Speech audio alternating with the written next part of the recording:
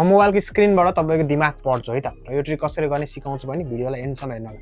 यहाँनिर मसँग 1 2 3 4 5 6 वटा कार्ड छ र यो 6 वटा कार्डमा चाहिँ तपाईले कुनै पनि एउटा कार्ड चाहिँ याद गर्नुहुन्छ अब एकैछिनमा है त। सो म तपाईलाई देखाउँछु अनि याद गर्नु है त। कुनै पनि याद गर्न पाउनुभयो।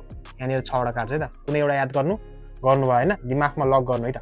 अब मलाई थाहा छैन तपाईले कुन याद गर्नुभयो भनेर। अब मैले एकछिन फिर्छु र यहाँबाट एउटा मात्र कार्ड चाहिँ निकालेर फाल्छु हैन। सो यो कार्ड चाहिँ म निकाल्छु। यो कार्ड चाहिँ तपाईको कार्ड होइन जस्तो लाग्यो है त मलाई। यो अब यहाँनिर एकचोटी फिटे स्न्याप गरे तपाईले चुज गरेकै मात्र कार्ड चाहिँ यहाँबाट गायब हुन्छ ओके हैन। सो तपाईले अहिले चुज गरेको कार्ड यहाँ छ त छैन हैन। सो यो भिडियो चाहिँ तपाईले 2 3 चोटी गर्न सक्नुहुन्छ। फेरि जति चोटी हेर्नुहुन्छ त्यतिचोटी तपाईले चुज गरेको कार्ड चाहिँ गायब हुन्छ।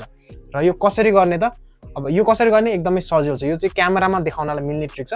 तपाईले सुरुमा मैले देखाएको 6 वटा कार्ड हेर्नु र फेरि मैले सेकेन्ड टाइममा देखाएको 6 वटा कार्ड हेर्नु भयो भने तपाईले एक्ज्याक्टली बुझ्नुहुन्छ कि यो कसरी गरे भनेर। सबै कार्ड चाहिँ कम्प्लिटली डिफरेन्ट छ है त।